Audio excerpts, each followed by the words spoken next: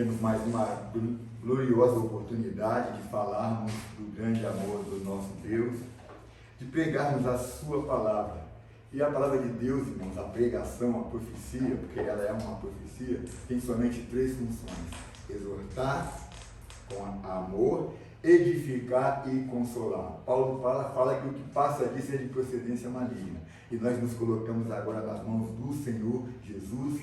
Nós precisamos da sua graça, da sua unção, da presença do Espírito Santo em nossas vidas, para que possamos transmitir o recado de Deus para as nossas vidas nesta manhã. Nós meditamos em um versículo, irmãos, que é muito conhecido, bastante lido, mas eu sinceramente não posso dizer que eu nunca ouvi. São já 40 anos que eu retornei, 41 anos, vai fazer 42 que eu retornei para os caminhos do Senhor. Mas eu posso dizer que quase não ouvi pregação em cima deste texto, deste versículo. Está em Lucas capítulo 2, versículo 34. Lucas 2, versículo 34, diz assim: E Simeão os abençoou e disse a Maria, sua mãe: Eis que este é posto para a queda e elevação de muitos em Israel, e para sinal que é contraditado. O contexto desta passagem, os irmãos podem ler depois com calma, a partir do versículo 21. Do 21 ao 33, nós vemos que se cumpriram os dias para que Jesus fosse apresentado ao templo.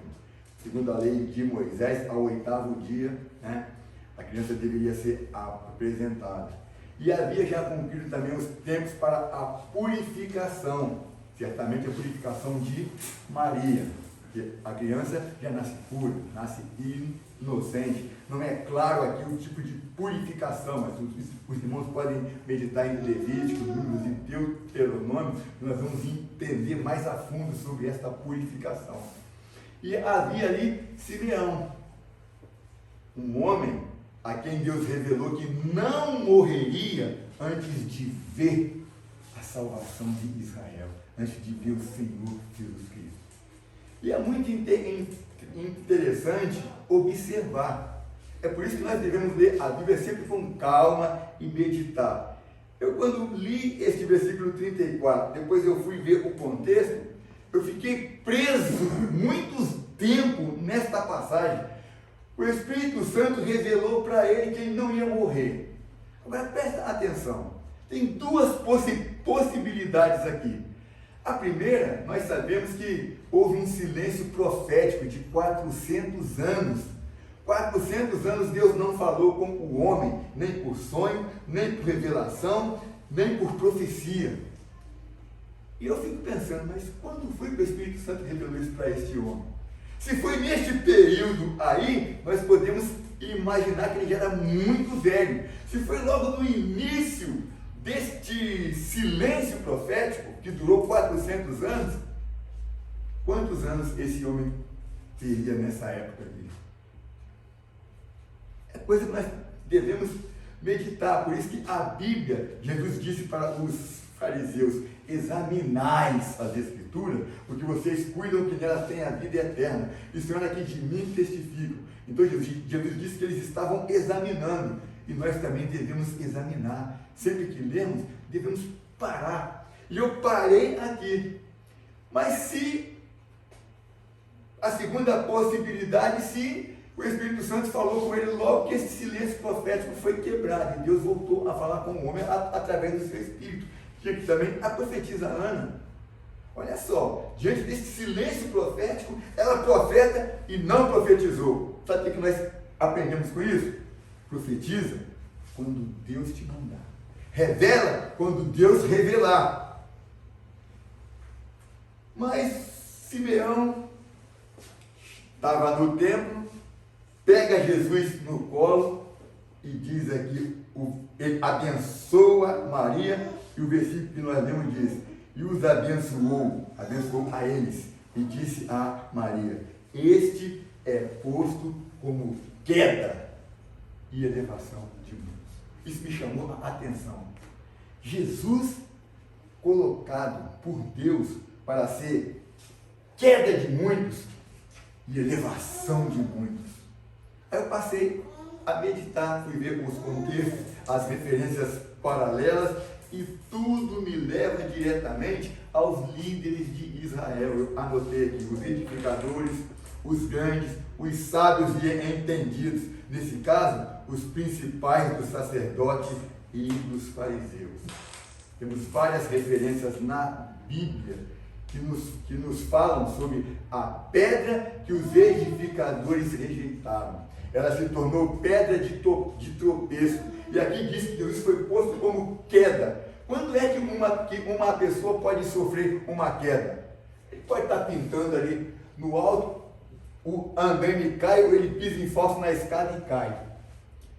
Temos também queda como sentido assim, uma empresa teve uma queda no mercado e faliu. Queda da bolsa. Mas aqui fala de queda no sentido espiritual. Então eles tropeçaram na pedra que era Jesus, a pedra de esquina. Tropeçaram na palavra de Deus.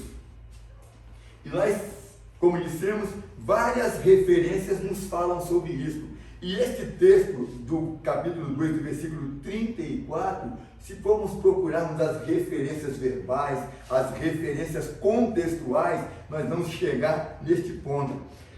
Por exemplo, Romanos 9, do versículo 30 ao 33, Paulo fala uma coisa dentro deste assunto aí. Romanos 9, 30 a 33, Paulo diz assim: que diremos, pois? Aqui, vamos ver o texto. Paulo fala sobre a tristeza dele a respeito da incredulidade de Israel. Fala da dureza do coração, como veio o endurecimento no coração do povo de Israel. Ele diz assim: que diremos, pois? Que os gentios que não buscam a justiça alcançaram a justiça? Sim, mas a justiça que é pela fé. Mas Israel, que buscava a lei da justiça, não chegou à lei da justiça. Por quê? Porque não foi pela fé, mas como pelas obras da lei. Tropeçaram na pedra de...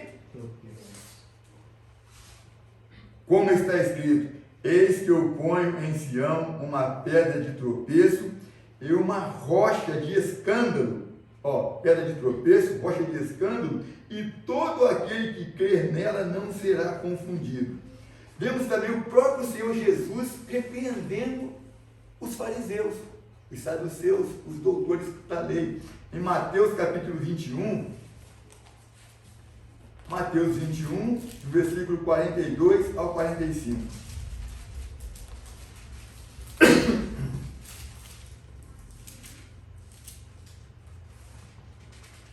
Ocasião em que Jesus conta a parábola dos lavradores maus.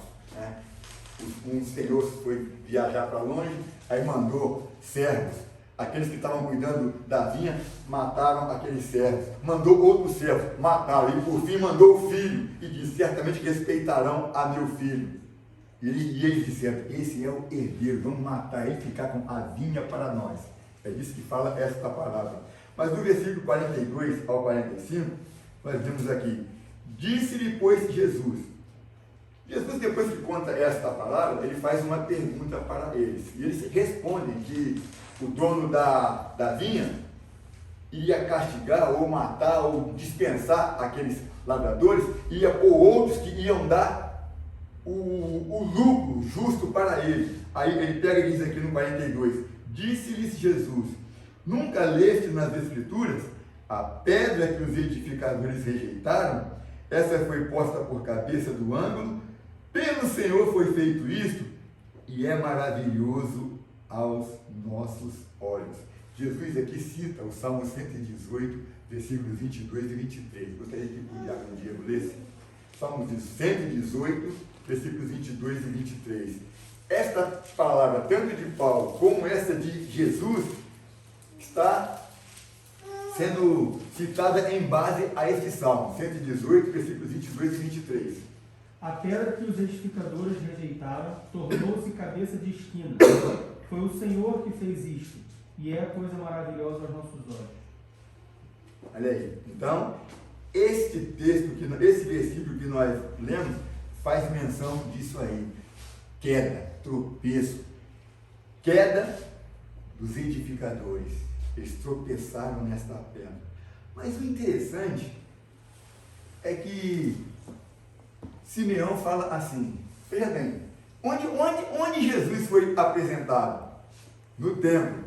E onde era o templo? Em Jerusalém. Os irmãos lêem no versículo 22, os irmãos vão ver que eles foram para Jerusalém para apresentar Jesus no templo. Simeão toma Jesus e fala, este é posto para a queda e elevação de muitos em Israel. Ah, mas pastor, Jerusalém é a capital, Jerusalém é Israel. Mas por que ele fez questão de mencionar Israel e não Jerusalém, já que o templo era em Jerusalém? Isso me chamou a atenção. Posto para a queda e elevação de muitos em Israel.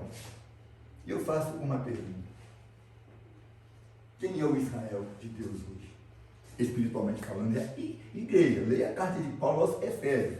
Ele chega para os Efésios, que Éfeso ficava na Turquia, que depois passou a ser uma província da Ásia. No Apocalipse a gente vê lá que carta às 7 igrejas da Ásia. Éfeso está dentro. E eles eram então gentios. E essa cidade foi fundada por gregos, que também não eram judeus.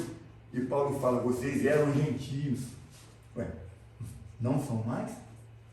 Deixaram de ser? Desde quando? Desde quando aceitaram a Jesus. Vai lá para João capítulo 1. Mas a todos quantos o receberam, pelos o poder de serem feitos filhos de Deus. Então eles passaram a ser filhos. E não só isso. E Paulo fala, vocês eram gentios, separados da comunidade de Israel.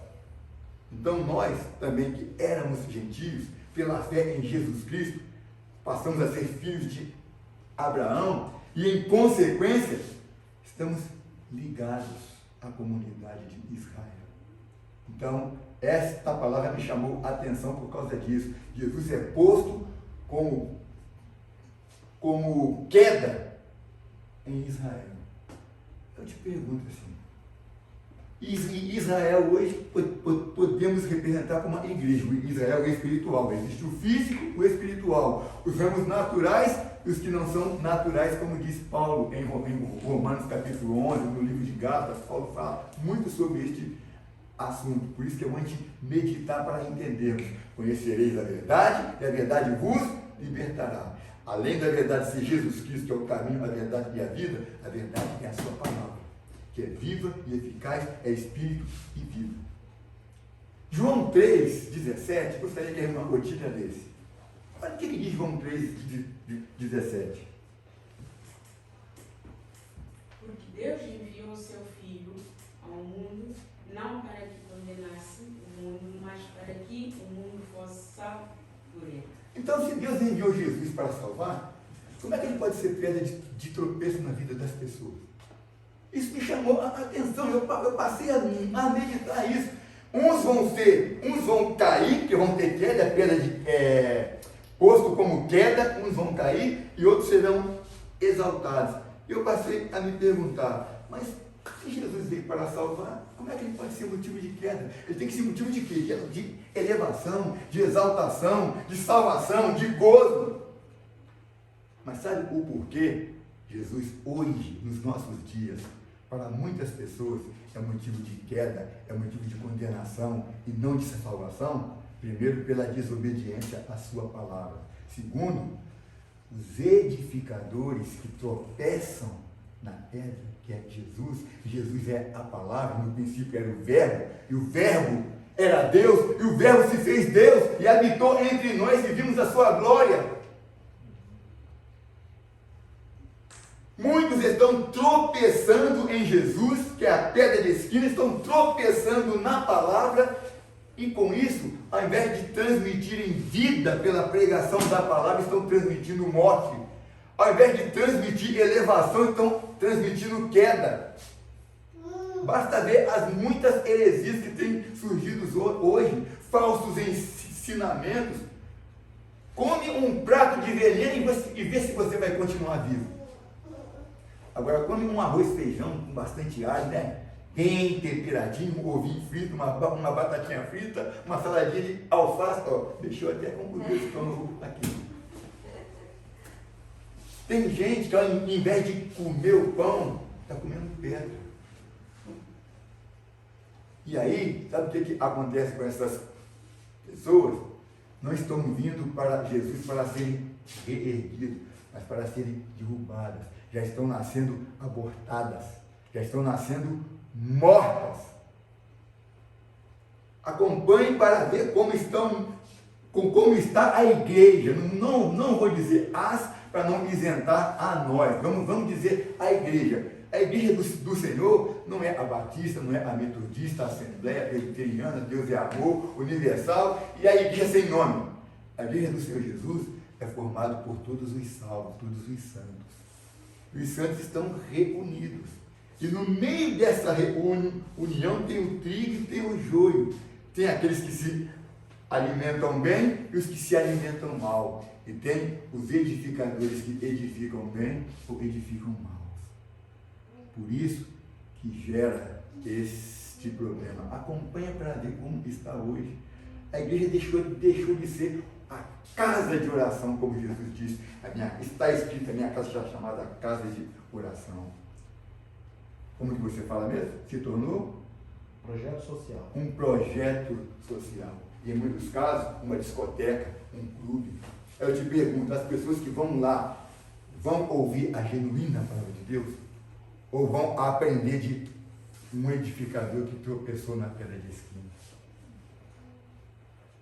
É isso que eu pude ver nesta palavra. Eu não consigo pregar de outro jeito, irmão. Tem uma preocupação, porque nós estamos servindo a Deus, não é para vir nos reunir, tomar um café, bater um papo. Ô, Diácono Diego, tem pouco que eu não te vejo, vem cá. Não. A gente vem aqui para fazer duas coisas: adorar, contemplar a formosura do Senhor, adorar no seu tempo e aprender. Louva a Deus que a escola hoje tinha bastante gente.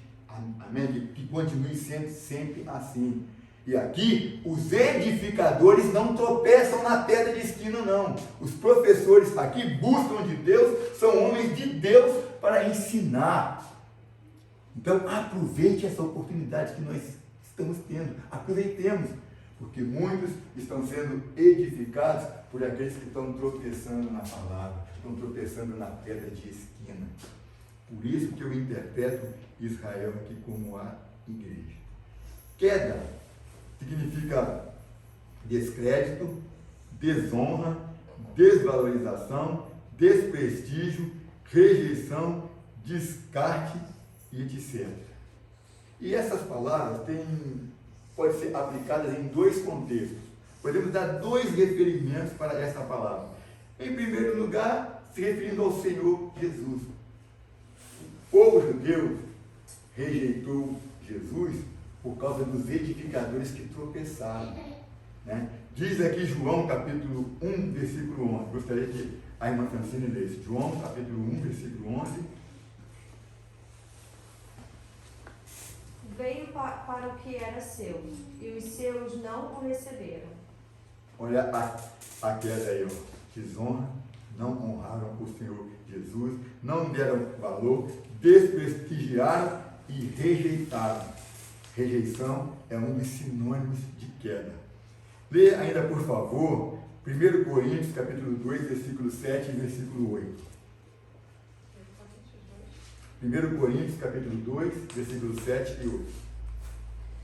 Mas falamos a sabedoria de Deus, oculta no mistério, a qual Deus ordenou antes dos séculos para a nossa glória, a qual nenhum dos príncipes deste mundo conheceu, porque se a conhecessem, nunca crucificariam ao Senhor da glória. A quem ele está se referindo como príncipe do mundo?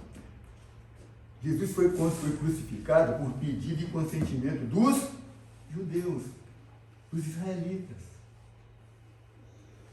A gente lê e não presta atenção, porque se a conhecessem, nunca crucificariam o Senhor da glória. Ele fala do príncipe, os principais. Então são os principais que tropeçaram nessa pedra. Então, em relação ao Senhor Jesus, essa queda se refere ao fato de terem rejeitado Jesus, rejeitado a salvação em Cristo Jesus, rejeitado a sua doutrina.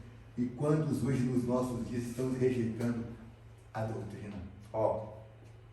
a palavra de Deus, a pregação, a profecia, nós já dissemos, exortação, consolação e edificação.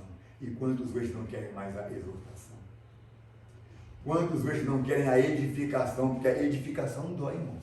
Para que nós possamos ser edificados na fé, a chegar a varão perfeito, alcançarmos uma santidade que agrada a Deus, a ponto de a gente pôr a mão na cabeça de uma pessoa e Jesus batiza com o Espírito Santo. Pá! Na hora, entra um paralítico aqui, em nome de Jesus, seja curado. Ele levante e joga a cadeira de roda fora. Para chegarmos a este ponto, nós precisamos da edificação. Edificação é construir. E nós precisamos ser edificados. E como poderemos ser edificados? Se os líderes, se os mestres, se os doutores, se os principais do povo, se os sacerdotes estão tropeçando na pedra que é Cristo Jesus, estão tropeçando na palavra. Mas, infelizmente, muitos rejeitam a exortação, ainda que seja com carinho, com amor. Conheci um pastor na Itália, não vou citar nome, mas é companheiro meu, estive junto com ele várias vezes em Berna, na Suíça, e ele tinha um dom maravilhoso. Ele percebia que tinha alguma coisa errada com você, algum vacilo. Ele chegava, conversava com você de um jeito tão maravilhoso, tão carinhoso, que você acabava se consertando, concordando com ele. Quando você chegava em casa, puxa vida, o camarada me bateu, me esculachou, me exortou e eu não percebi. O que é isso aí? É dom. Isso é exortar com amor.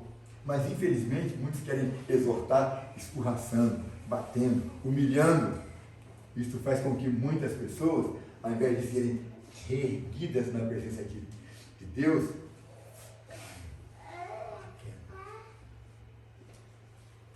então, além de terem recusado Jesus, podemos também, em referência ao povo, entendamos aqui a igreja, analisar nesse último exemplo que eu dei aqui.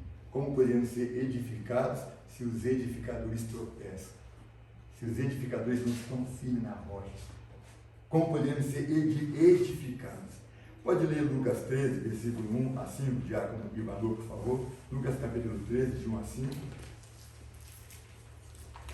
Naquele mesmo tempo, estavam presentes ali alguns que lhe falavam dos galileus, cujo sangue Pilatos misturara com os seus sacrifícios. E respondendo Jesus disse-lhes: cuidai vós que esses galileus foram mais pecadores que todos os galileus, para terem padecido tais coisas. Não vos digo, antes, se vos não arrependerdes, todos de igual modo perecereis. E aqueles 18 sobre os quais caiu a torre de Siloé e os matou, cuidais que foram mais culpados de todos quantos homens habitam em Jerusalém?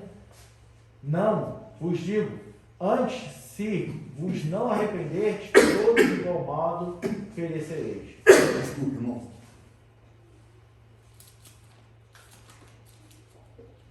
A palavra-chave, ou o versículo-chave dessas duas citações que Jesus fez é arrepender.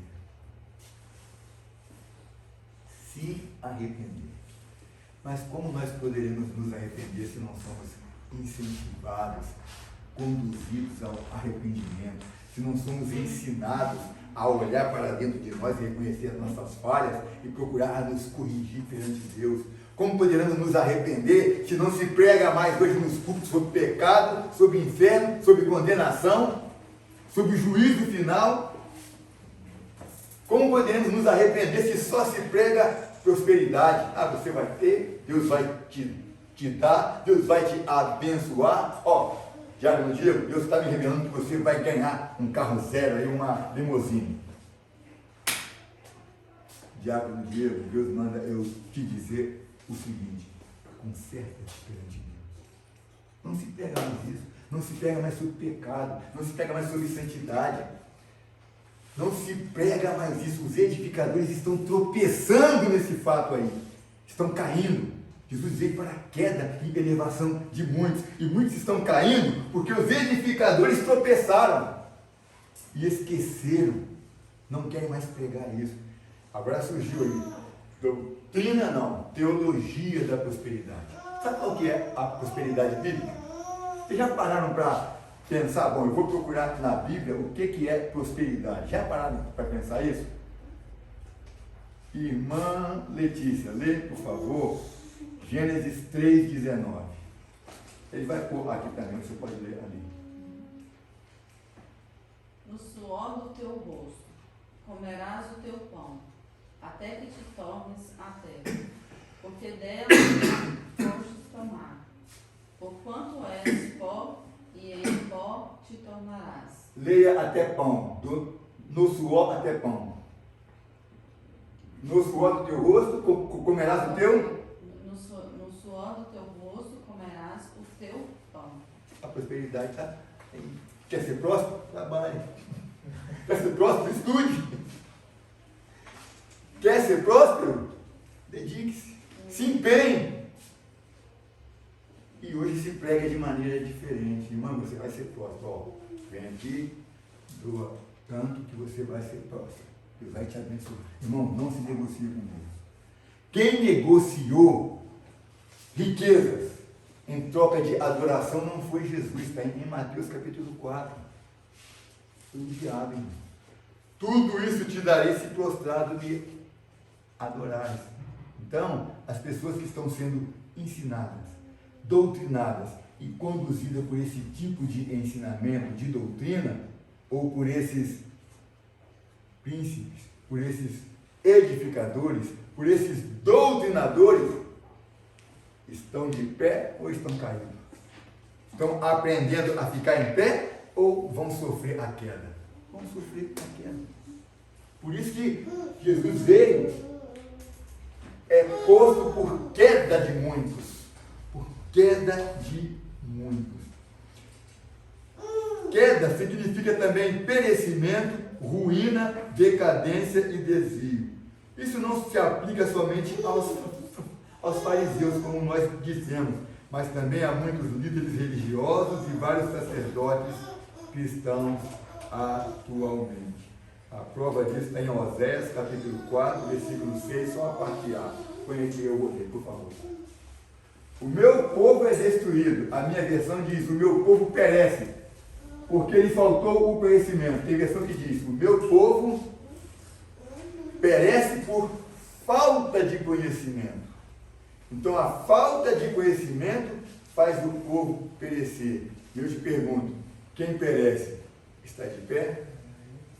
O morto ficar em pé tem que pôr o caixão dele em pé, escorado na parede e ele amarrado. Se desamarrar, ele vai cair, porque o lugar do morto é no chão. O lugar de quem cai é no chão. E muitos estão perecendo, muitos estão sendo destruídos, muitos estão caindo por causa disto aí, por falta de corretos ensinamentos. Queda significa perecimento, ruína e destruição. Ainda Jesus repreendendo os fariseus, ele fala uma coisa muito importante. Vamos ler Mateus 16, do 6 ao 12. Eu estou perto de Mateus mesmo ler. Mateus 16, do 6 ao 12.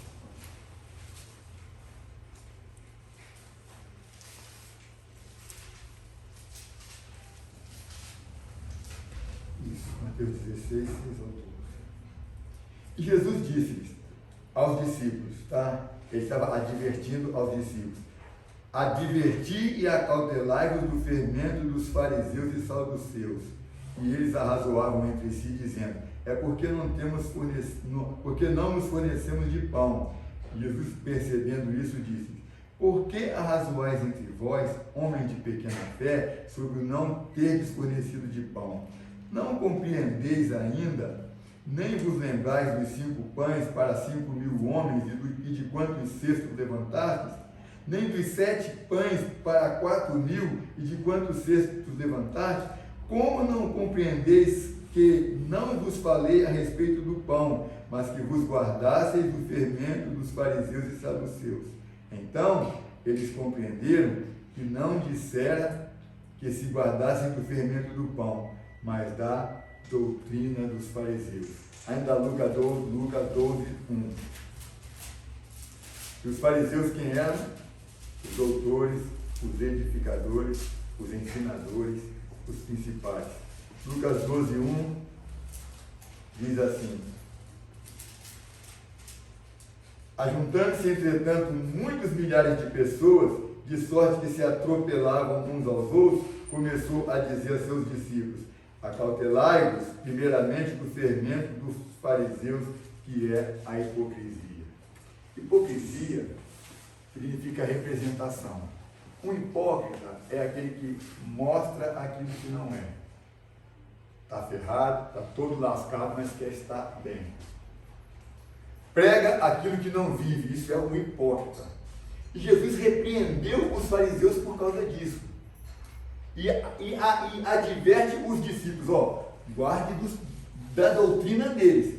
Em uma outra ocasião, Jesus diz: tudo que os fariseus vos ensinar, vocês praticam, mas não vos comportais como eles, porque eles dizem e não praticam. Aí começa os guais a respeito dos fariseus. E sabe o que os fariseus, se comportando desse jeito, provocava nos seus discípulos? Provocava naqueles que o seguiam? A condenação. Faziam com que eles fossem filhos do inferno, pior do que eles. Vamos ver aqui, gostaria de esse, eu gostaria de alguém ler. Mateus 23, versículo 15.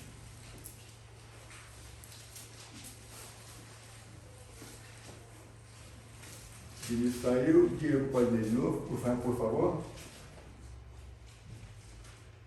Ai de vós, escribas e fariseus, hipócritas, pois que percorreis o mar e a terra para fazer um prosélito, e depois de o terdes feito, o fazer subir do inferno 2 vezes mais do que vós. Olha a consequência da hipocrisia, dos falsos ensinamentos dos fariseus. Olha a consequência da doutrina. O que é doutrina? Ensinamento dos fariseus. Isso foi só para aquela época, não, irmão. Só acontece hoje. Assim como os fariseus faziam com os seus ensinamentos, com as suas doutrinas, com o seu modo de interpretar e de transmitir a palavra de Deus, eles faziam com que as pessoas, ao invés de serem feitos filhos de Deus, se tornassem o quê? Filhos do e 2 vezes piores do que eles. E quanta gente hoje está pensando que está servindo Jesus e não está.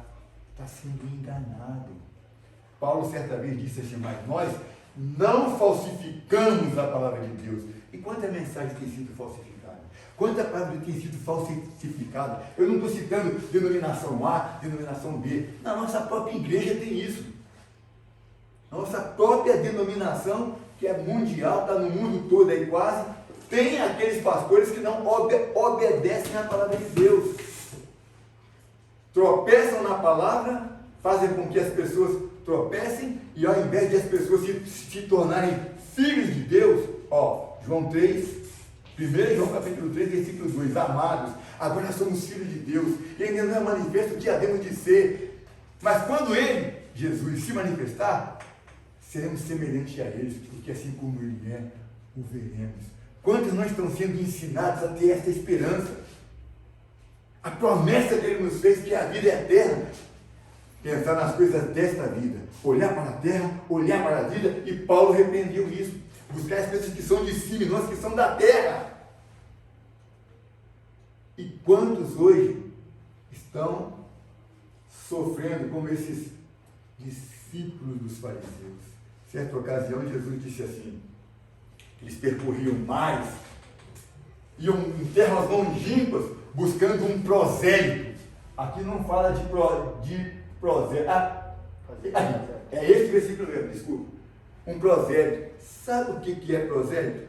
Eu peguei alguns significados. Seguidor, adepto, confesso, discípulo fiel. Tem vários, tem mais de 30 significados, mas os principais que envolvem a área cristã, a nossa comunhão com Deus, a nossa vida de fé, são esses. Seguidor. Então, percorriam aldeias e mares, montanhas, atrás de um, mas não para fazer filho de Deus, para o transformar em um filho do inferno. Isso ainda acontece hoje nos nossos dias. Falsos ensinamentos de falsos edificadores estão levando as pessoas a perecerem. E isso eu vi dentro desse versículo de Lucas 34. Jesus é posto como queda. Como queda. Ué, ele veio para salvar. Mas essa salvação depende do quê? A fé vem pelo ouvir, e o ouvir pela palavra de Deus. E Paulo disse, nós não falsificamos a palavra de Deus. E quem adquire a fé, ouve a falsa palavra de Deus, a palavra falsificada, está recebendo vida? Está se reerguendo? Ou está caindo? Queda e elevação de muitos em Israel. Queda e elevação de muitos dentro da igreja. Paulo nos deixou um exemplo, irmãos, que nos serve de modelo para falar do caráter e dos frutos do seu ministério. Eu creio que todo edificador, todo pastor, todo professor de escola dominical, toda líder de crianças principalmente, porque ali elas estão, a esponja que é o cérebro delas, estão absorvendo tudo. Salomão disse, ensina a criança no caminho que deve andar, e quando crescer não se desviará dele. Então ali, porque aqui os irmãos têm defesa, o pastor pregou errado, heresia. Peraí, não é assim como o pastor está falando. Termina o culto, pastor, vem cá, o senhor falou isso, já fizeram isso comigo aqui. Não entenderam o que eu falei, vieram tirar satisfação. Eu expliquei, pastor, agora eu entendi o que o senhor quis dizer. Mas se a pessoa sai daqui sem me perguntar, e se é aquele que tem 2 dons de língua, né? 2 dons de língua, o espiritual e o fofocal, acabou com a vida do pastor, acabou com a vida da igreja. Não é isso? E aí, Paulo nos dá exemplo de como devemos ser um edificador que vai evitar a queda das pessoas. Um edificador que não tropeça na pedra de esquina que é Jesus. Um edificador que não tropeça na palavra. Um edificador que vai fazer com que o seu prosélito seja filho de Deus e não filho do inferno. Gostaria que a irmã Ruth lesse 2 Coríntios, capítulo 2, versículo 14 ao 17.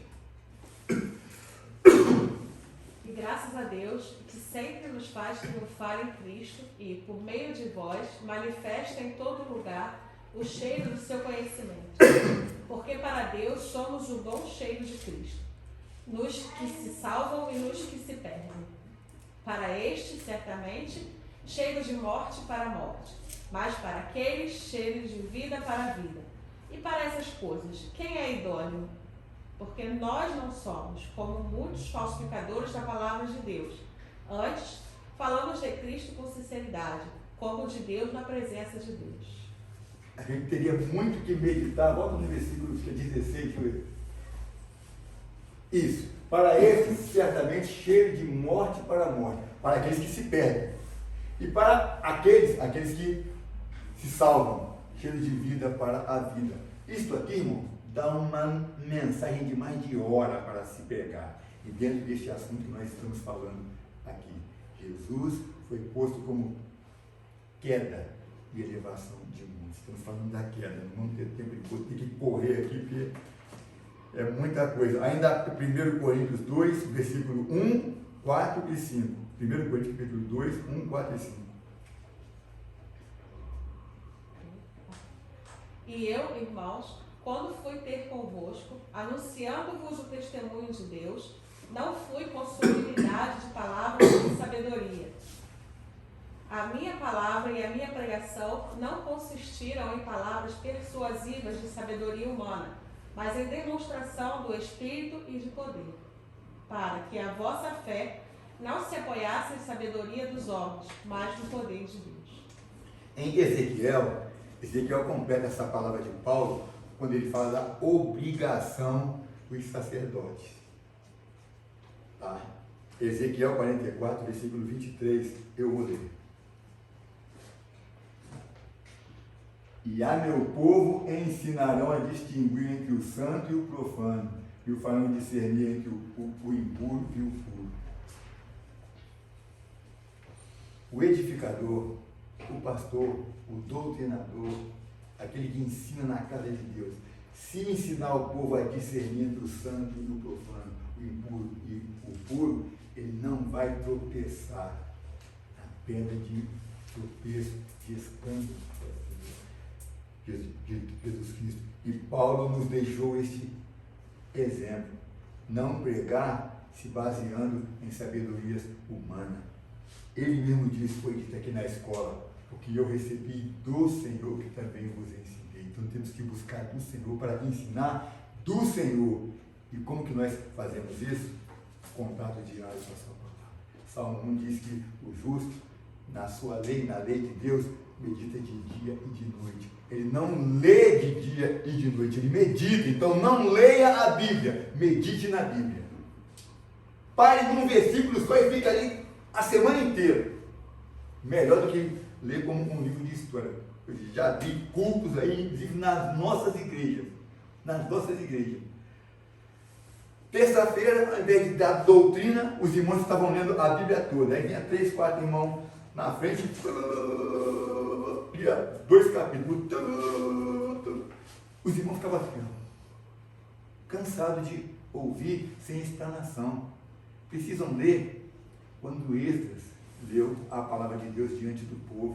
Fizeram um púlpito, puseram Esdras lá no púlpito para que ele ficasse mais alto e até para que o som da voz dele se propagasse mais. E enquanto ele falava, tinha aqueles lá que traduziam para as outras línguas.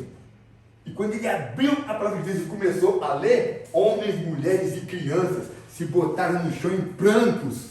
Até crianças. O maior avivamento da história foi com o rei Josafá, e foi pela palavra de Deus. Então nós temos que prestar atenção nesse detalhe, nesses exemplos que o apóstolo Paulo fala, porque assim estaremos induzindo o povo a se arrepender dos pecados, seguir o caminho que é Jesus, conhecer e obter a verdade, para então recebermos a vida. João 14, 6. Jesus disse, eu sou o caminho, a verdade e a vida. Ninguém vem ao Pai senão por mim. Mas para ir ao Pai, tem que estar no caminho, que é Ele. No caminho. Tem que conhecer a verdade, que é Ele. Conheceis a verdade, e a verdade vos libertará, para depois receber a vida. Estar no caminho sem conhecer a verdade, não receberá a vida. E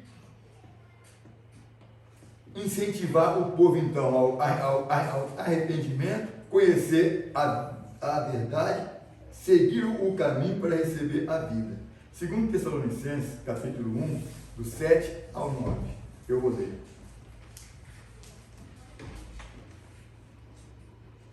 E a vós que sois atribulados, descanso conosco quando se manifestar o Senhor Jesus desde o céu com os anjos do seu poder. Como labareda de fogo, tomando vingança de quem? Dos que não Conhece. Mas não conhece por quê? Nunca ouviu? Ou ouviu e não deu crédito? Ou ouviram de forma errada? Foram ensinados de maneira errada? Não conhecem Deus da maneira correta? Tomando vingança dos que não conhecem a Deus. Aí são esses contextos que eu citei. E dos que não obedecem ao Evangelho de nosso Senhor Jesus Cristo. Os quais, por castigo, padecerão eterna perdição ante a face do Senhor e a glória do seu poder. Jesus foi posto por queda e elevação. Qual dos dois nós escolhemos? A queda ou a elevação? E para sermos elevados, o que nós devemos fazer? Vamos passar para o assunto elevação. Elevação significa realçar, levantar o ânimo, dar moral, estimular o coração e incentivar ao crescimento. Isso é elevação. Para o cristão, significa exaltação e edificação.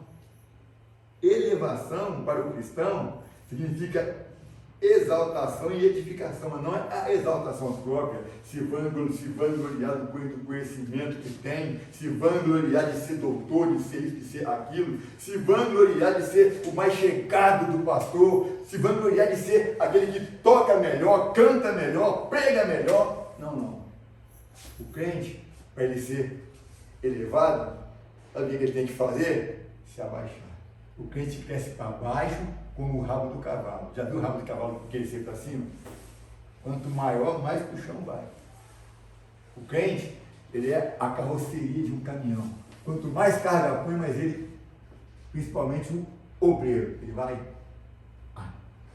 arriando. Mas Deus sabe até que ponto nós podemos suportar a carga.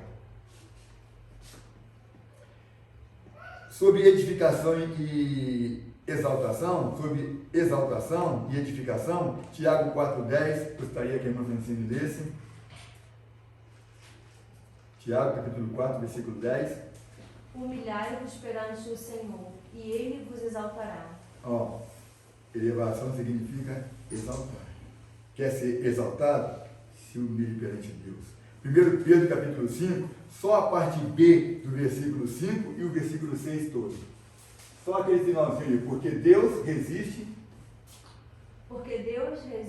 aos soberbos, mas dá graça aos humildes. Quer ser cheio da graça de Deus? Seja humilde na presença de Deus, não seja soberbo. E ainda, 2 Coríntios 10, 17 e 18. Aquele, porém, que se gloria, glorie-se no Senhor. Porque não é aprovado quem a si mesmo se louva, mas sim aquele a quem o Senhor louva. Então Jesus veio para a queda, já explicamos em que sentido é essa queda, e agora elevação, como podemos nos elevar na presença de Deus, ser reconhecido por Deus. Foi lido aqui Atos dos Apóstolos, capítulo 2, versículo 42, parece, onde diz que no final diz que o povo caia na graça de Deus e do povo. Precisamos cair na graça de Deus e do povo, mas para isso precisamos nos humilhar, porque aquele que a si mesmo se louva, se exalta, se engrandece, se mostra, não é aprovado. Como o crente pode se fortalecer, se exaltar? Orando, jejuando, meditando na palavra de Deus e, sobretudo, o que diz Paulo em Efésios 6, do versículo 10 ao 18. Eles não vão poder explanar, que o tempo já passou, mas podem ler. Alguém pode ler? Vinícius, que ainda não leu? Efésios 6, 10 a 18. No demais, irmãos meus, fortalecei-vos no Senhor e na força do seu poder. Revesti-vos de toda a armadura de Deus, para que possais estar firmes contra as astutas ciladas do diabo. Porque não temos que lutar contra a carne e sangue, mas sim contra os principados, contra as potestades, contra os príncipes das trevas deste século, contra as hostes espirituais da maldade nos lugares celestiais. Portanto, tomai toda a armadura de Deus, para que possais resistir no dia mau e, havendo feito tudo, ficar firmes. Estai, pois, firmes, tendo cingidos os vossos lombos com a verdade e vestida a couraça da justiça, e calçados os pés na preparação do evangelho da paz, tomando, sobretudo, o escudo da fé, com o qual podereis apagar todos os dardos inflamados do maligno. Tomai também o capacete da salvação e a espada do Espírito, e a palavra de Deus, orando em todo o tempo, com toda oração e súplica no Espírito, e vigiando nisso com toda perseverança e súplica por todos os santos. Nós já estamos terminando. Então essa é a receita para que Jesus Cristo seja posto em nossas vidas como motivo de elevação e não de queda. Guarde bem estas palavras, medite nelas. Infelizmente, hoje dentro das igrejas, os irmãos estão sendo incentivados a ir contra um outro. Jesus disse que nós seríamos conhecidos se nos amarmos uns aos outros. E está entrando questões de intriga sorrateiramente dentro da igreja, através de músicas principalmente, que põe um irmão contra o outro, né? Eu sinto saudade daquelas músicas antigas. Sei que foi pago um alto preço. Aquela música também que fala assim, eis-me aqui, eu vivo, estou ao teu dispor. Quanta coisa tenho feito para o meu próprio querer. Tenho andado à procura do meu próprio bem viver, enquanto existe tanta gente ansiosa por aí. não te conhecendo assim como eu conheço a ti, o chamado que um dia tu fizeste a mim, e ao qual sem hesitar eu disse sim, ressoou em meus ouvidos como da primeira vez, e assim, Jesus, eu novamente digo sim, eis-me aqui. E nós não estamos sendo ensinados a nos apresentar para o Senhor Jesus. Quem não te ajudou na prova, na luta vai se arrepender. E por aí fora, não vamos entrar por esse caminho, que é uma coisa muito nojenta falar disso aí. E por fim, ele fala que Jesus não seria posto não só por queda e elevação, mas também por sinal que é contraditado. Isso me chamou a atenção. Contraditado vem de contraditório. E contraditório tem duas áreas de aplicação e em cada área tem o seu significado. Para a gente terminar logo, contraditório significa contrário, contrastante, inverso, oposto. Significa divergência, discordância. Isto na área da discórdia. E na área também pode ser aplicado para contradizer, se contrapor a uma opinião ou um ensinamento ou um preceito que foi dito anteriormente, né? Aí vem incompatível, paradoxal, ilógico, absurdo, conflitante. Isso tudo nós podemos ver que Jesus sofreu isso, sabe de quem? Dos edificadores, dos doutores, dos escribas, daqueles que foram postos por Deus no templo para ensinar, porque eles contradiziam a palavra de Jesus. Nós vemos assim, conflitos entre eles e Jesus acerca do sábado. Eles interpretavam mal a lei. Eu marquei aqui duas referências somente para nós lermos. Mateus 5, 38, 39, 43 e 44. Alguém pode ler? Mateus capítulo 5, versículo 38 e 39. Depois o 43 e o 44. Ouvistes que foi dito, olho por olho e dente por dente. Eu, porém, vos digo que não resistais ao mal. Mas, se qualquer te bater na face direita, oferece-lhe também a outra. Espera aí, um pouquinho. Nós vemos claramente aqui o significado de contraditório. Jesus contradisse tudo isso aí, ele se opôs. Não é desse jeito. Vamos ler agora o 43 e o 44. Ouvistes que foi dito, amarás o teu próximo e aborrecerás o teu inimigo. Eu, porém, vos digo, amai a vossos inimigos, bendizei os que vos maldizem, fazei bem aos que vos odeiam e orai pelos que vos maltratam e vos perseguem. Então, nós vemos Jesus se contrapondo. Vocês ouviram, fizeram isso, mas eu vos digo que é assim. Esse é um dos pontos em que Jesus é posto como sinal que é contraditado.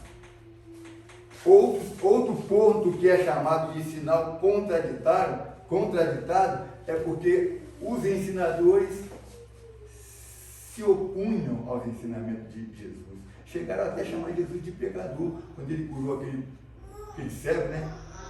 E depois chamaram os pais dele e disseram, esse é seu filho que nasceu cego? Sim. Mas como é que ele agora está vendo? Aí os fariseus disseram ali, nós sabemos que esse homem é um pecador, porque ele não guarda a lei. Questões sobre o sábado, temos várias. Sobre dízimo, sobre várias questões, Jesus se contrapôs. Então é como sinal que é contraditado, é contraditório, é o contrário, é o inverso, é o oposto daquilo que os edificadores que tropeçaram na pedra de esquina ensinaram. É o oposto. Então a conclusão que eu quero chegar é que hoje, irmãos, não é muito diferente não, porque muitos contradizem os ensinos de Jesus, ensinando doutrinas e coisas que são preceitos de homens. Paulo cita isso. Ele até fala assim, dizendo, não toques, não use, não manuseie. E quanta gente hoje quer tomar conta da nossa vida, ao invés de nos ensinar a viver. A Bíblia diz que, Paulo também fala que ninguém vos passa presa sua, por meio de sutilezas. Tem pessoa que não faz nada se não chegar para o pastor. Tem pessoa que até para ajudar alguém, pastor, a minha avó lá, como é que ela se chama? Sueli. A irmã Sueli precisa disso. Eu posso doar isso aqui para ela? Eu posso abençoar ela? Fizeram isso comigo em São Paulo, irmão. Pastor, eu quero dar uma oferta para a igreja de Belém, mas primeiro eu vou perguntar para o pastor se eu posso fazer isso. Ninguém vos faça presa sua. Aí, eu faço uma pergunta para encerrar. Anotei aqui algumas perguntas.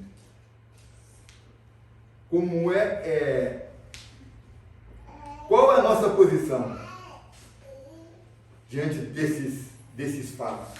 Que Jesus foi posto como queda, elevação e sinal que é contraditário.